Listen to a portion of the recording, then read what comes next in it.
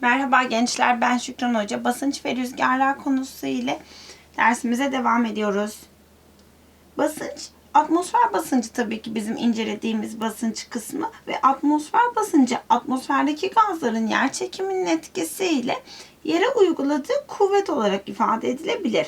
Basınç barometre ile ölçülür ve milimetre ya da milibar olarak ifade edilir ve deniz seviyesinde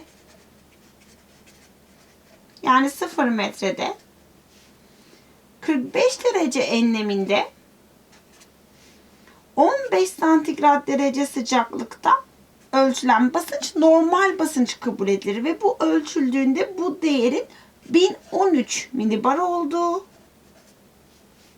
yani yaklaşık olarak 760 milimetre civa olduğu hesaplanmıştır. Biz buna normal basınç adını veriyoruz. Bu değerin altında olan basınç alanlarına alçak basınç adı verilir. Yani siklon denir. Bu değerin üzerinde olan basınç alanlarına ise yüksek basınç yani antisiklon ismi verilir diyebiliriz. Atmosfere etkileyen basınç çeşitli durumlara göre değişebiliyor. Şimdi basıncın dağılışını etkileyen faktörlerden bahsedeceğim. Basıncın dağılışını etkileyen en temel faktörümüz sıcaklıktır. Sıcaklık arttıkça basınç azalır. Nasıl olur diye bakacak olursak, yani aralarında bir ters orantı vardır.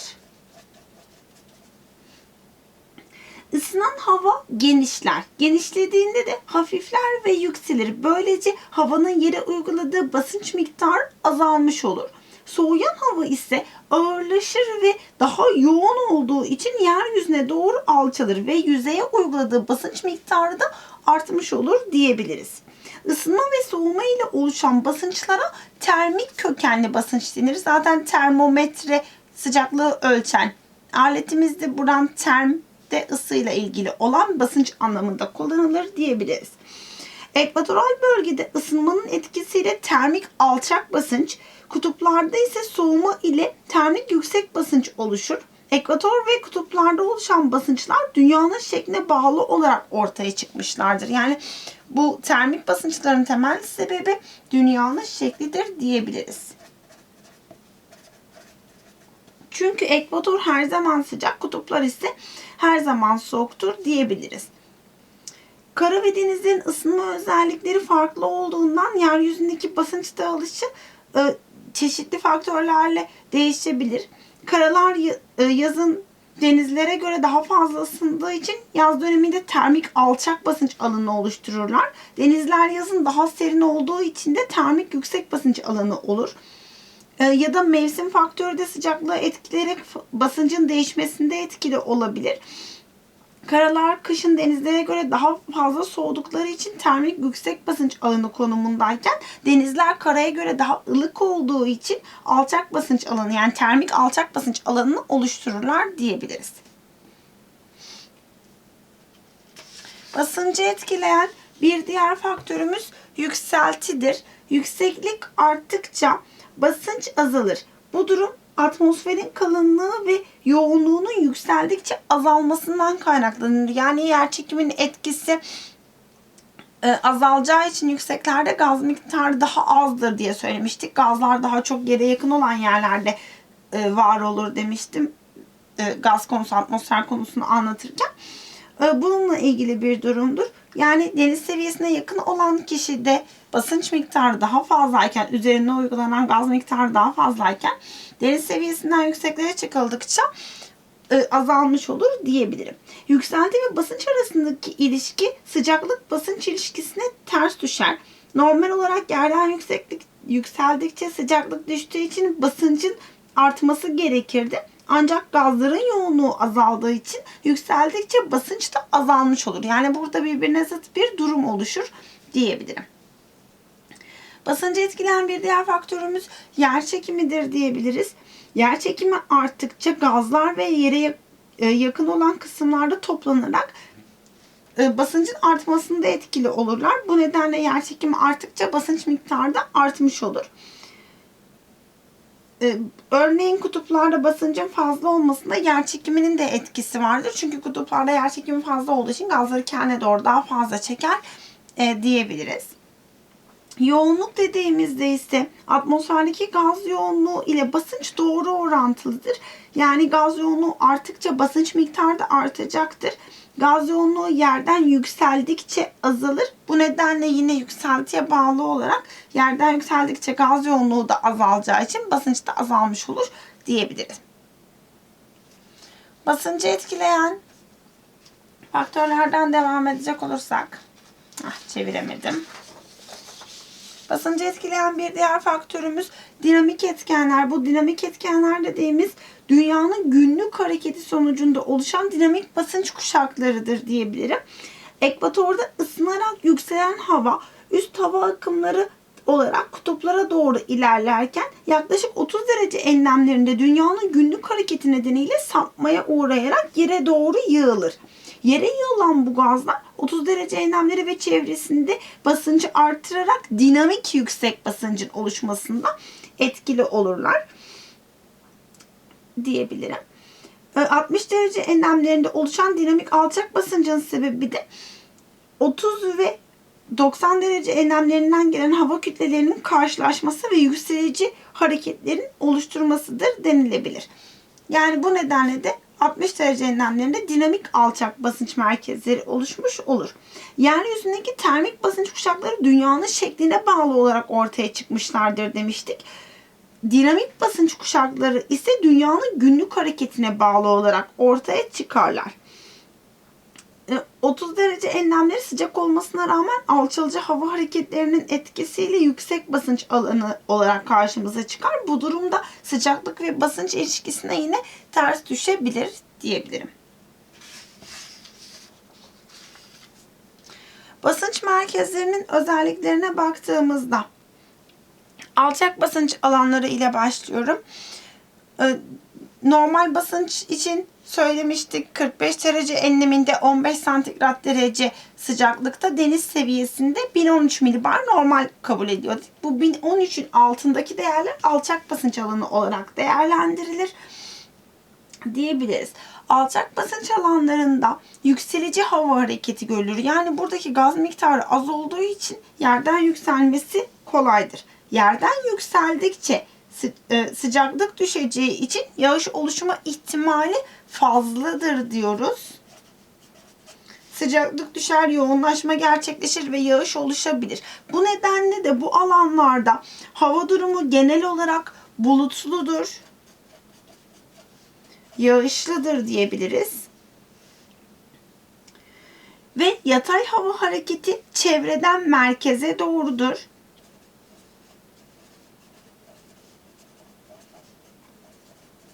Bunu şöyle örneklendirebiliriz. Basınç bizim için gaz yoğunluğunu ifade ediyordu. Bir yerde odanın bir köşesine deodorant sıktığımızı düşünelim. Burası bizim odamız olsun. Bu alana deodorant sıktık. Gazlar nereye doğru hareket edecek? Bu alandan, yani deodorant sıktığımız yerden etrafa doğru gidecek değil mi? Uzaklaşacak. Yani bizim alçak basınç alanımız bu alana en uzak olan alan olarak karşımıza çıkarsa hava hareketi ne oldu? Çevreden merkeze doğru, yani dışarıdan buraya doğru oldu. Bunu sorularda şöyle görebilirsiniz. Oklar ile gösterilecek bize basınç merkezleri. Oklar dışarıdan içeri doğru giriyor ise biz bu alana şöyle, çok özür diliyorum. Oklar içeri doğru giriyor ise biz bu alana alçak basınç merkezi adını vereceğiz diyebilirim. Okların içeri doğru olması önemli. Ve bu oklar bizim için şu açıdan önemlidir. Eğer okların yönü üst kısım olarak düşündüğümüzde sağa doğruysa kuzey yarımküre, sola doğruysa güney yarımküre. Burada oklar sola doğru dönmüş. Ya da ters S çiziyorsa oklar birleştirdiğinizde güney yarımkürededir. Eğer düz S çizerse kuzey yarımkürede olacaktır. Onu da şöyle göstereyim.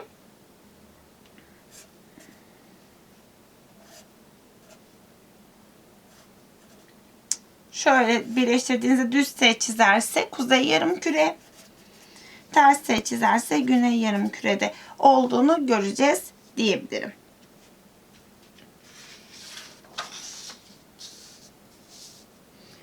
Yüksek basınç alanlarının özelliklerine baktığımız zaman yüksek basınç alanlarında hava hareketi alçalıcıdır. Bunun sebebi gazlar çok fazla olduğu için hafifleyip uçamaz. Ne yapacak? Ağırlaşan gaz kütlesi aşağıya doğru çökecek. Bu nedenle alçalıcı hava hareketi görülür. Hava durumu genel olarak güneşli ve açıktır. Çünkü alçalan havanın sıcaklığı artacağı için doğal olarak yağış oluşma ihtimali düşüktür. Yani yağış ihtimali azdır dedik. Ve yatay hava hareketi merkezden çevreye doğrudur.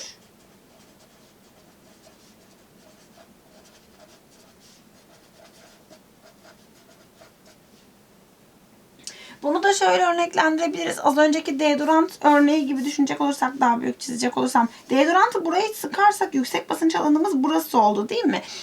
Bu durumda buradaki gazlar ne yapacak? Etrafa doğru gidecek dedik. Bu nedenle hava hareketi merkezden çevreye, yani dışa doğru olur diyebiliriz. Yine aynı şekilde oklarımız bizim için önemli. Buradaki oklar yine merkezden çevreye doğru, yani içten dışa doğru olacak. Eğer bu şekilde bir S gözlemleyebilirsek, kuzey yarımküre şöyle bir S'miz oldu. Eğer oklar ters yöndeyse, ters S çiziyor ise güney yarımkürede yer aldığını anlayacağız.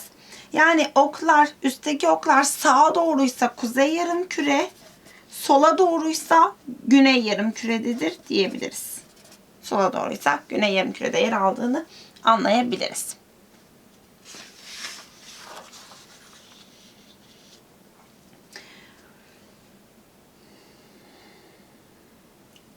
Rüzgarlar ile devam edecek olursak eğer, rüzgarlar yüksek basınç alanından alçak basınç alanına doğru hareket eden yatay hava kütlelerine biz rüzgar adını veriyoruz. Az önce bahsetmiştim, deodorantı sıktığınız yerden, köşeden diğer alanlara doğru gazlar hareket eder. İşte bu harekete biz rüzgar diyoruz aslında. Rüzgarın hızını ve yönünü ölçen aletimiz anemometredir denilebilir. Rüzgarın hızı her zaman aynı değildir. Çeşitli faktörlere göre değişiklik gösterebilir. Rüzgarın hızını etkileyen faktörlere baktığımızda en temel faktörümüz basınç farkıdır. Basınç merkezleri arasındaki basınç farkı ne kadar fazla olursa rüzgar hızı o kadar fazla olur. Basınç farkı fazla ise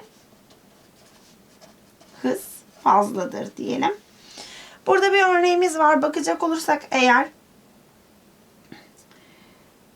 bu bir izobar haritası arkadaşlar. İzohips'ten bahsetmiştik. Eş yükselti haritasıydı. İzotermden bahsettik önceki videolarımızda. Eş sıcaklık haritasıydı.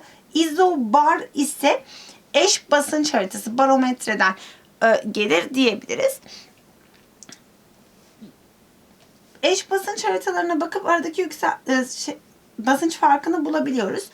1020 en yüksek olan basıncımız. 990 en düşük olan basıncımız. Yani aradaki basınç farkımız 30 milibar diyebiliriz. Milibar olarak ifade edilir. Çünkü 30 milibar fark var bu alanda. Buradaki basınç farkımız ise en yüksek olan yerde 1020 var. En düşük olan yerde 960 var. Yani bu durumda buradaki basınç farkımız 60 milibardır. Basınç farkı arttıkça rüzgar hızı artacağı için 2 nolu yerde rüzgar daha hızlıdır. İlk olarak buna bakıyoruz. Aradaki basınç farkına bakıyoruz. En yüksek ve en düşük alan arasındaki ve aradaki basınç farkı ne kadar fazlaysa rüzgar hızı da o kadar fazladır diyoruz. Basınç merkezleri arasındaki uzaklık. Eğer basınç farkımız sabitse aradaki mesafeye bakarız böyle bir durumda. Basınç merkezleri arasındaki uzaklık artarsa eğer rüzgar hızı azalır.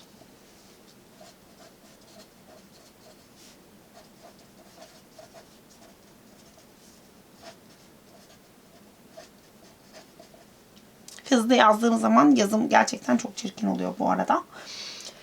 Şimdi burada 1 numaralı rüzgarımız ve 2 numaralı rüzgarımız var. Hepsi 1030'dan 1000 milibara doğru hareket ediyor. Yani basınç farkımız sabit. İkisi de 30 milibar ilerleyecek. Fakat bir yerde basınç eğrileri birbirine çok yakınken bir yerde basınç eğrileri birbirinden çok uzak. Böyle bir durumda basınç eğrileri birbirinden uzaksa rüzgar hızı yavaştır. Çünkü bu alanda rüzgar sürtünmenin etkisiyle ya da diğer faktörlerin etkisiyle hızını azaltır. Yani böyle bir soru geldiğinde birbirine ne kadar yakın olursa hızlı eser, uzak olursa yavaş eser diyoruz.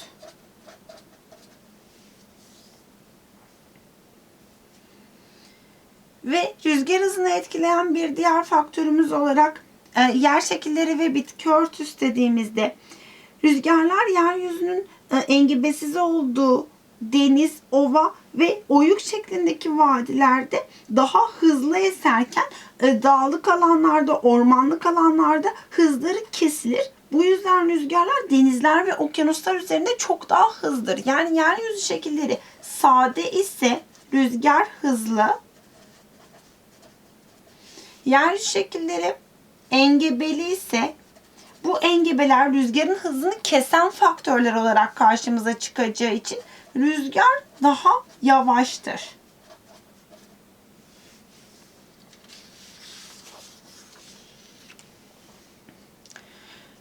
Rüzgarın yönünü etkileyen faktörlere baktığımızda ise rüzgarın yönünü etkileyen en temel faktörümüz tabii ki basınç merkezlerinin birbirine göre konumudur.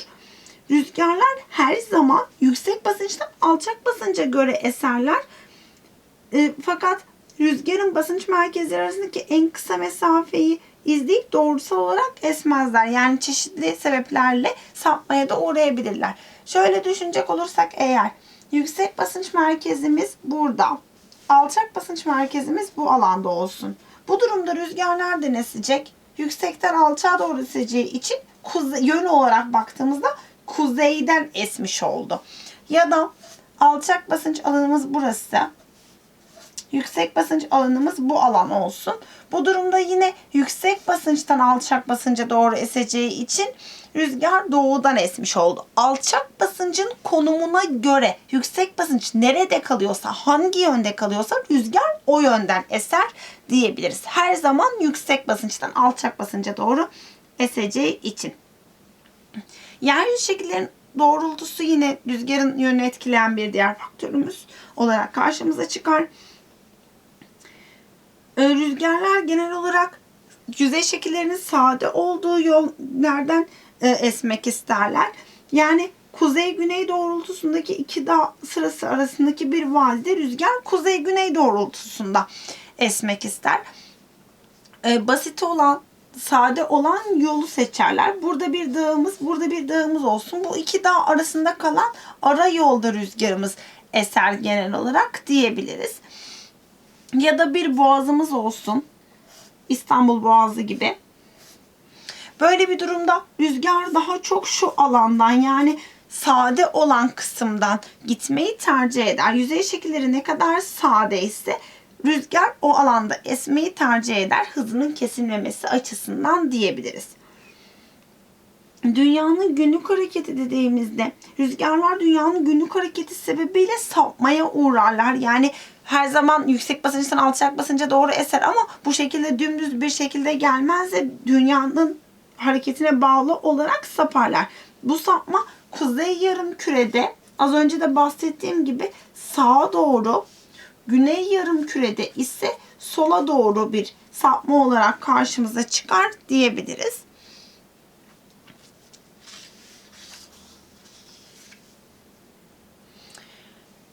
Rüzgarın esiş sıklığı dediğimizde biz buna rüzgar frekansı adını veriyoruz.